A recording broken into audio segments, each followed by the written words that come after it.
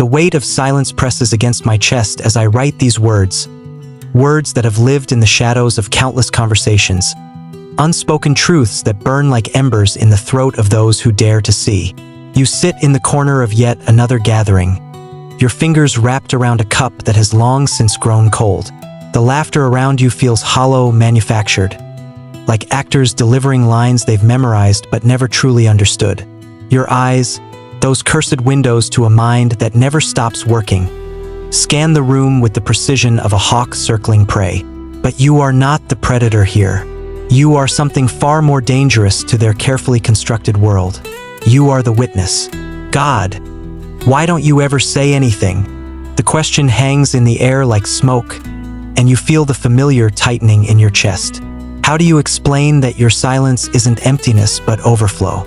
That your mind is a symphony of observations, a cacophony of connections that would shatter their comfortable ignorance if you dared to speak them aloud?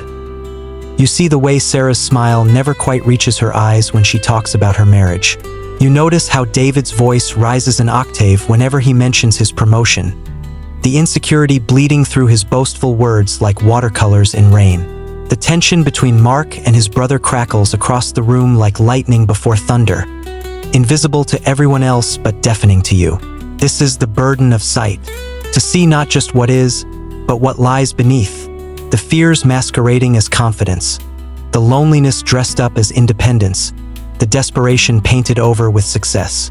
You are the archaeologist of human emotion, digging through layers of pretense to uncover the raw, beating heart of truth that most people spend their entire lives trying to bury. You're so mysterious, they say, and the word tastes like accusation in the air between you. Mysterious, as if your depth is a magic trick, a sleight of hand designed to confuse rather than a natural state of being that runs as deep as ocean trenches. You've learned that people fear what they cannot categorize. They need their boxes, their labels, their neat little explanations for why you are the way you are. Shy, antisocial, standoffish, cold. Each word a small violence, a reduction of your complexity into something manageable, something they can dismiss without having to confront the uncomfortable truth that you see them. Really see them in ways they don't even see themselves. The extrovert beside you launches into another story, voice cutting through the air like a chainsaw through silk. They gesture wildly, commanding attention with the desperate hunger of someone afraid of being forgotten. And you listen, not because the story is interesting. It's the same recycled anecdote they've told 17 times, but because in their telling you catch the tremor of need, the way their hands shake just slightly when they think no one is watching. This is what they don't understand. Your silence isn't judgment, it's analysis. Your distance isn't coldness, it's preservation. Because when you open your mouth and let the truth pour out, when you speak with the precision that comes from truly seeing, the room doesn't celebrate your insight. It recoils from it. Remember the last time you tried to explain what you saw? The way the words tumbled out of you like water from a broken dam, each observation more devastating than the last. You thought you were helping. You thought truth was a gift. I think Jessica might be struggling more than she's letting on. Did you notice how she keeps touching her wedding ring when she talks about work? And the way her laugh cuts off too quickly when someone mentions family dinner? I think The silence that followed was not contemplative. It was the silence of a courtroom after a guilty verdict, heavy with the weight of what cannot be taken back. They looked at you as if you had violated something sacred, as if your ability to see through the carefully constructed facades was a form of trespass. "You think too much," someone finally said, and those 4 words carried the weight of every rejection you'd ever faced. Too much, as if the capacity for depth was a design flaw, as if the ability to understand complexity was a burden that should be shed rather than a gift to be treasured. But you can't unsee what you've seen. You can't know what you know. The connections your mind makes happen faster than conscious thought. Pattern recognition that operates at the speed of intuition, threading together conversations, expressions, gestures, and silences into a tapestry of understanding that most people will never even glimpse. "You were right about him," they say months later, their voice carrying the bewildered tone of someone discovering that the sky is blue. Right about the relationship that would crumble. Right about the business venture that would fail. Write about the friend who would betray, the leader who would fall, the golden child who would tarnish. But there's no satisfaction in being right. There never is. Because being right means you saw the tragedy coming and could do nothing to stop it. It means you watched people you cared about walk willingly into disasters you could see from miles away, your warnings dismissed as negativity, your concerns labeled as overthinking. This is the prophet's curse, to see the future in the patterns of the present and be condemned for the clarity of your vision. They don't want to know that their choices have consequences, that their blind spots have teeth, that their refusal to look deeper will cost them everything they think they've built. So you learn to bite your tongue. You learn to swallow your insights like bitter medicine, to carry the weight of knowing while wearing the mask of ignorance. Because the world doesn't punish false prophets for being wrong. It punishes true prophets for being right too early, too clearly, too uncomfortably. Your bedroom becomes a sanctuary, not because you hate people, but because you love them too much to keep showing them truths they're not ready to face. The walls hold your thoughts like a vault, protecting your insights from a world that would weaponize them or dismiss them with equal enthusiasm. Here, in the silence you've chosen rather than the silence imposed upon you, your mind can unfold fully. Here, you can process the emotional data you've collected throughout the day, the micro-expressions, the vocal fluctuations, the subtle shifts in energy that paint a picture of human experience in colors most people can't even see. But isolation is not peace. It's preservation. And preservation, while necessary, comes at a cost. The cost of connection, the cost of belonging, the cost of being known for who you are rather than feared for what you might see. You find yourself caught between two equally devastating choices. Reveal your depth and face rejection, or hide your truth and face erasure. Either way, you remain alone, misunderstood by those who fear your insight or invisible to those who can't perceive it. In the halls of your mind, you've built libraries of human behavior, cataloging every pattern, every tell, every subtle indication of what lies beneath the surface. You've become a scholar of souls, a professor of unspoken truths, a master's degree in what people don't say. But knowledge without application is imprisonment. You sit in your mental library, surrounded by all this understanding, and yet you remain powerless to change anything. Because insight without strategy is just beautiful suffering. Awareness without action is just elegant paralysis. This is where Machiavelli's ghost would lean forward in his chair, eyes glinting with ancient wisdom. Knowledge is not virtue, child. It is ammunition, and unused ammunition is worthless weight. You've spent so long admiring the precision of your perceptions that you've forgotten they were meant to be tools, not trophies. You've polished your insights until they gleam like jewels in the darkness of your solitude. But jewels in darkness serve no one, not even their owner. The world doesn't change because you understand it. It changes because someone who understands it decides to act. And action, real action, requires not just seeing the game but learning to play it with the same deadly precision you bring to observing it. Power is not revealed by striking hard or often, but by striking true. The words of the ancient strategist echo in the chambers of your consciousness as you begin to understand the difference between being right and being effective. You've been fighting the wrong war.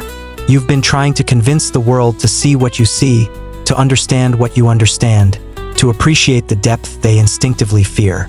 But that's not the game. That was never the game. The game is influential. The game is position. The game is getting what you need while letting others believe they're getting what they want. The game is making your insights work for you instead of against you. This is the transformation from observer to architect. You begin to see that your ability to read people isn't just a burden to be hidden. It's an advantage to be leveraged. Your talent for seeing through pretense isn't just a curse that isolates you. It's a sword that can cut through the very barriers that have kept you powerless. But swords must be wielded with skill, not rage. Strategy, not sentiment. Precision, not passion. The greatest paradox of power is that it is most effective when it is invisible. The most dangerous players in any game are not the ones everyone is watching. They're the ones no one suspects. You learn to speak their language. Simple words, surface thoughts, comfortable lies wrapped in agreeable packaging. Not because you've abandoned your depth, but because you've learned to dive beneath their awareness, to operate in the spaces between their perceptions. "Oh, I never really thought about it that way," you say when your mind has already dissected their argument from 17 different angles. "You're probably right," you agree while your strategy shifts 3 moves ahead of their comprehension. This is not deception. This is camouflage. The tiger doesn't lie about being a tiger. It simply moves through tall grass where its stripes become invisible until the moment of strike. You let them believe you're simple because simple minds are not threats. You let them believe you're harmless because harmless people are granted access. You let them believe you're just like them because sameness breeds trust, and trust opens doors that force can never breach. But this transformation comes with its own price. As you learn to play the game with increasing skill, as you master the art of influence from the shadows, you feel something precious slipping away. The part of you that believed the truth alone was enough. The part that thought good intentions were sufficient armor. The part that trusted in fairness, in recognition, in the eventual triumph of understanding over ignorance. These are not losses to be mourned. They are illusions to be shed. The world was never going to reward you for your honesty. It was always going to use your honesty against you. The world was never going to celebrate your depth. It was always going to fear it. So you stop offering your pearls to those who see only the oyster. You stop casting your insights before those who would trample them in their rush toward comfortable delusions. You stop bleeding your truth onto pages that will never be read by eyes that could appreciate their weight. Instead, you begin to move, quietly, deliberately, with the patience of someone who understands that the most profound changes happen beneath the surface, invisible to those who only watch the waves. In the end, you realize that your isolation was never a weakness to be overcome. It was a cocoon. And now, after years of being misunderstood, dismissed, and underestimated, you emerge not as a social butterfly desperate for acceptance, but as something far more formidable. You emerge as someone who can see without being seen, who can influence without being noticed, who can shape outcomes while remaining invisible to those too shallow to perceive the currents beneath their feet. This is your victory, not the loud triumph of conquest, but the quiet satisfaction of effectiveness. Not the bright glory of recognition, but the deep power of control. Not the warm embrace of understanding, but the cold certainty of results. You are no longer the misunderstood genius raging against an ignorant world. You are the architect working in shadows, the strategist operating through proxies, the master of a game so subtle that even the other players don't realize they're playing it. And when they finally do notice, when your quiet moves have reshuffled the entire board, when your patient planning has created the outcomes you desired, when your invisible influence has shaped their world in ways they never could have imagined, they will look around in confusion and ask, "How did this happen? Who could have planned something so elegant, so complex, so perfectly executed?" And you will smile your quiet smile, say nothing, and let them wonder. Because the greatest power is not in being feared or loved or understood. The greatest power is in being underestimated until it's too late to stop you. This is the shadow's burden transformed into the shadow's gift. This is the curse of seeing too much, alchemized into the blessing of achieving everything. This is the intuitive introvert's final evolution, from the one who knows to the one who controls what others think they know. And in the silence that follows this transformation, in the space between their comprehension and your capability, you finally find what you were always searching for. Not acceptance, not understanding, not recognition, but something far more valuable. The ability to shape the world without the world knowing it's being shaped. The power to move mountains while others argue about the weather. The quiet triumph of the mind that learned not just to see, but to act on what it sees. This is your inheritance. This is your destiny. This is the shadow's burden transformed into the shadow's crown. Wear it well. Wear it quietly. Wear it like the king you were always meant to be.